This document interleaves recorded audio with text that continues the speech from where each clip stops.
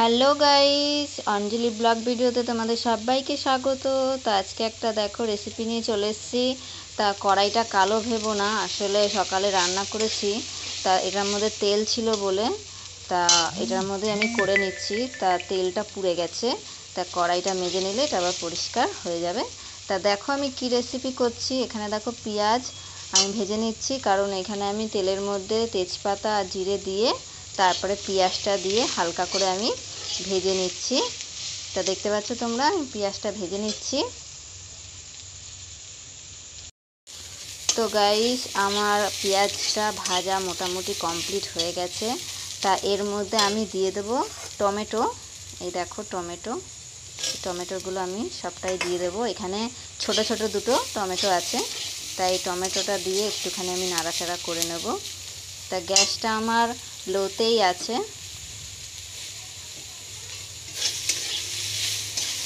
তা দেখেছ, টমেটোটা দিয়ে আমি কিছুক্ষণ নেড়ে নেব। তা রেসিপিটা কি হচ্ছে তোমরা একটু পরেই জানতে পারবে যে আমি কি রান্না করছি।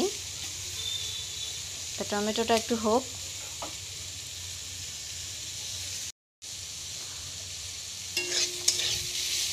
তো দেখো মোটামুটি টমেটোটা এরকমই থাকুক, আমি এর মধ্যে মশলাটা অ্যাড করব। তা মশলাটা অ্যাড করলে আমার টমেটোটা এমনি গলে যাবে। তা এখানে মশলা দেখো আমি নিয়ে নিয়েছি আদা আর রসুন বাটা। তা আমি এটা দিয়ে দেবো।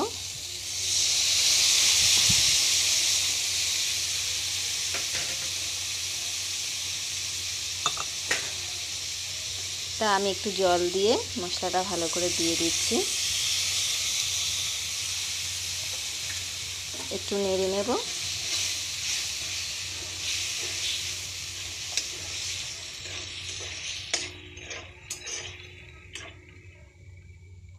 এর মধ্যে আমি অ্যাড করব যত গুঁড়ো মশলা।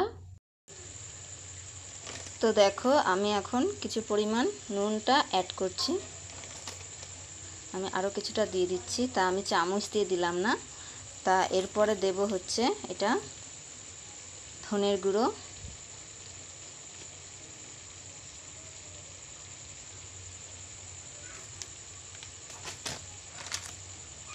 তারপরে দিয়ে দিচ্ছি হলুদ গুঁড়ো,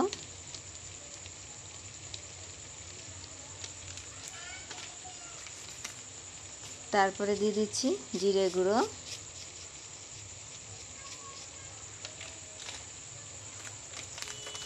সবার লাস্ট দিচ্ছি আমি হালকা লঙ্কার গুঁড়ো। কেন বাচ্চারা খাবে, তা বেশি আমি লঙ্কার গুঁড়োটা দেব না। এই লঙ্কার গুঁড়োটা রাধাকৃষ্ণ লঙ্কার গুঁড়ো, তা একটু ঝাল, তা আমি এটা বেশি দিলাম না। তা এটা আমি হালকা একটুখানি কষিয়ে নেব।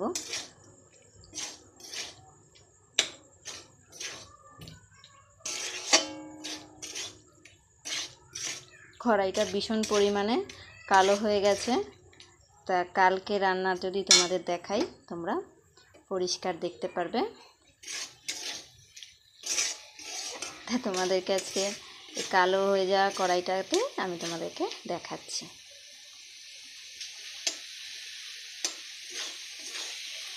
দেখো এই টমেটোগুলো গলে গেছে সুন্দর। এগুলো একটুখানি এই খুন্তি দিয়ে এই করে দিলে এগুলো আরও মিশে যাবে,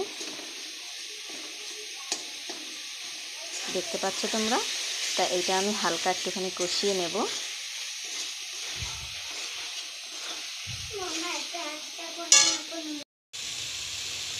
তো আমি এটার মধ্যে একটু জল অ্যাড করব, একটু মশলাটা একটু ভাজা ভাজা করার জন্য, নয়তো আদা রসুনের গন্ধটা থেকে যাবে।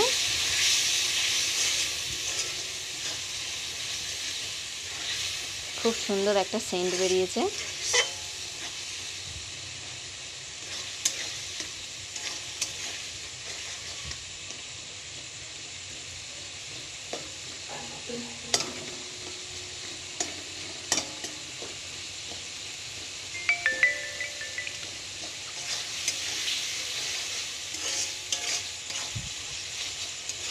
তা আজকে যে রেসিপিটা আমি রান্না করছি তা এইটা এখন দিয়ে দেবো। তা তোমাদেরকে দেখিয়েই আমি দেব আর বলবো ওটা কি।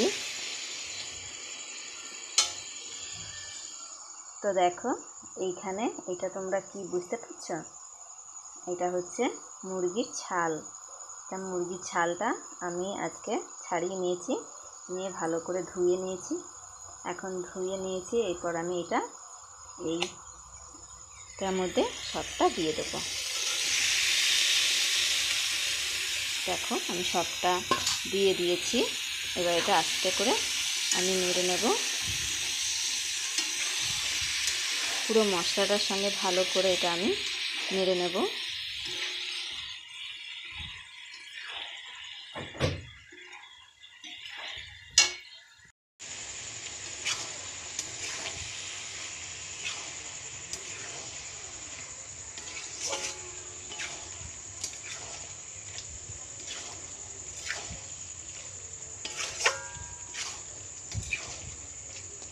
তো আমি এখানে ছোট ছোট করে কিছু আলু আমি কেটে ধুয়ে ভেজে নিয়েছি। তাই এই আলুটা আমি এখন দেব না, কারণ এইটা হচ্ছে অনেকটা ছোট। তাই এই আলুটা এখন দিলে এটা বেশি গলে যাবে। তাই এটা আমি কিছুটা মাংসটা কষানো হলে তারপরে আমি দেব।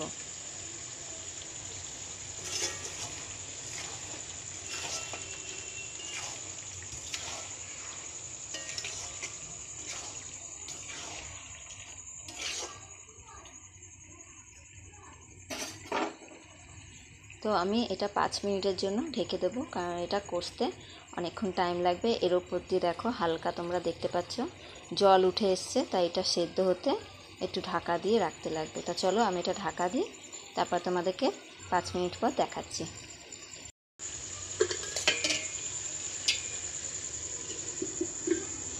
তো এটা হোক, এটা আমার হতে হতে আমি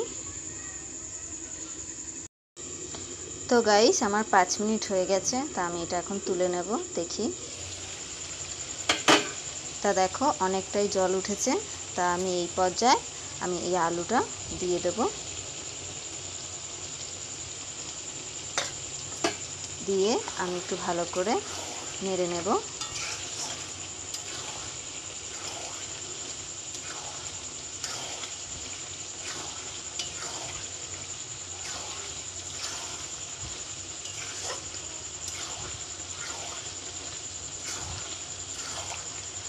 এটা ভালো করে ঢেকে ঢেকে রান্না করলে এটার থেকে জলটা শুকিয়ে এর উপর থেকে তেলটা বেরিয়ে আসবে, কারণ এই মুরগির ছালের থেকে অনেকটা তেল আছে।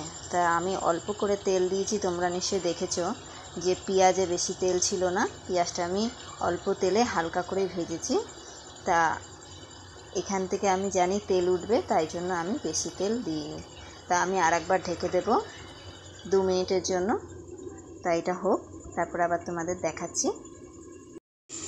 তো গাইস আমার 2 মিনিট হয়ে গেছে। তা আমি এটা আবার তুলে দেখছি। দেখো তোমরা নিশ্চয়ই দেখে বুঝতে পারছো যে এটা জল শুকিয়ে কি সুন্দর তেল উঠেছে অনেক। তা অনেকটাই তেল উঠেছে। যখনই তোমরা বাড়িতে কেউ এরকম রান্না করবে একদম তেল অল্প দেবে, জাস্ট পেঁয়াজটা ভাজার জন্য যতটা তোমাদের তেল লাগে তোমরা ততটাই দেবে, বেশি তেল দেবে না, কারণ অনেকটা তেল এটা করে ওঠে। তা আমি এই জন্য বেশি তেল দিইনি। দেখো এটা তেল অনেক, দেখেছো কীরকম তেল উঠেছে, মশলার থেকে তেলটা বেশি দেখা যাচ্ছে সাইডে।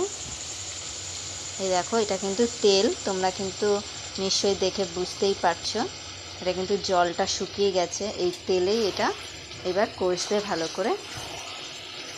তোমরা নুনটা চেক করে নিতে পারো, যদি তোমাদের নুনটা দিতে হয় তাহলে একটু দিয়ে দেবে।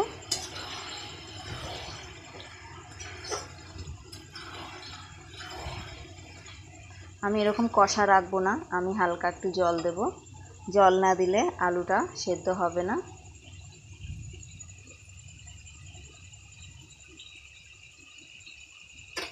এটা সবাই পছন্দ করে, রুটি দিয়ে ভাত দিয়ে সব কিছু দিয়েই ভালো লাগে এটা খেতে।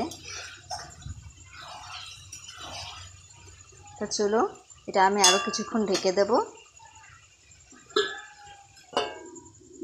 তো চলো এটা আমি আবার 2 মিনিটের জন্য ঢেকে রাখি। তো আমার 2 মিনিট হয়ে গেছে, আমি আবার তুলে নিচ্ছি। তুলে নেওয়ার পরে দেখো আরও বেশি করে তেল বেরিয়ে এসছে এটা থেকে। এরপরে এটা ঢাকা যাবে না, তাহলে নিচে এরপরে লেগে যাবে।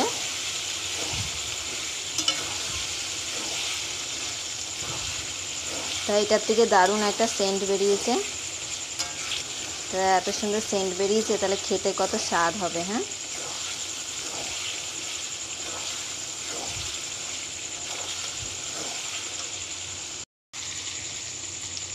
তা দেখো তোমরা দেখতে পাচ্ছ যে কতটা তেল উঠেছে। আমার পেঁয়াজ ভাজাতে তোমরা দেখেছো যে তেল ওঠেনি, তেল ছিল না, কিন্তু এখন কত তেল উঠেছে দেখেছো। আমি তো ভাবছিলাম যে তেল ছাড়াই রান্নাটা করব, কিন্তু পেঁয়াজটার জন্য আমাকে তেলটা দিয়ে করতে হলো।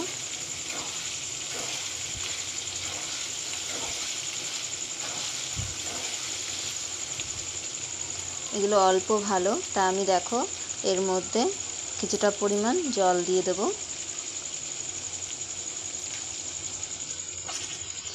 এই যে দেখো, এই ছোট গ্লাসটার 1 গ্লাস জল দিচ্ছি, আরও 1 গ্লাস এই ছোট গ্লাসটা দেব।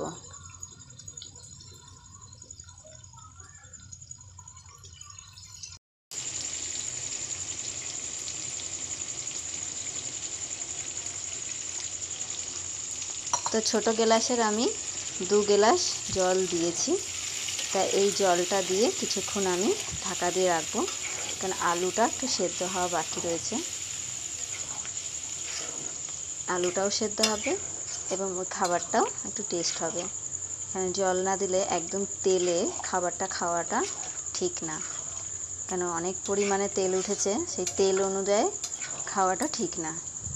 তা হালকা একটুখানি জল দিলে সেই তেলের ভাবটা কম হয়ে যায়। তা আমি কিছুক্ষণের জন্য ঢাকা দিয়ে রাখবো। তা চলো এটা হোক, তারপরে তোমাদের আবার দেখাচ্ছি। তো গাইস কিছুক্ষণ হয়ে গেছে, তা আমি এবার তুলে দেখি এটা জলটা কতটা নেমেছে। তা অনেকটাই বেশ টেনে এনেছে জলটা, অনেকক্ষণ ছিল। তা এরপরে আমি এখানটাতে একটুখানি এই মশলাটা দিয়ে দেব। তাই এটা তোমরা কি নিশ্চয়ই বুঝতে পারছো। তাই এটা দিলে টেস্টটা অনেক বেড়ে যায়, হেভি টেস্ট হয়। তা এটা আমি কিছুটা দিয়ে দেবো, কিছুক্ষণ বলছি, কিছুটা দিয়ে দেবো, তা টেস্টটা আরও বেড়ে যাবে। তা দেখো আমি এতটুকুই দিলাম, আর দিলাম না। তোমরা চাইলে গরম মশলাও বেটে দিতে পারো, তা আমার কাছে এটা আছে তাই আমি এটা দিলাম। আমরা গরম মশলাও ব্যবহার করি। তা এখন আর বেশি টাইম নেই গরম মশলাটা বাটার, তা আমি আর বেটে নিই। আমি এই গুঁড়োটা দিলাম, তাই এটা দিয়ে কিছুক্ষণ ফোটাবো, তারপরে আমি নামিয়ে সার্ভ করব। তো দেখছো কি সুন্দর টকবক টকবক করে ফুটছে। তা চলো আমার ভিডিওটা আমি বেশি বড় করব না। তা এই রেসিপিটা তোমাদের কেমন লাগলো অবশ্যই কিন্তু কমেন্ট করে জানাবে। আর যে ধরো খেতে চেলে তাহলে এরমভাবে রান্না করবে, যেরমভাবে আমি করেছি সেরমভাবে রান্না করবে, দেখবে খুব ভালো লাগবে খেতে। তা চলো সবাইকে টাটা আর শুভরাত্রি।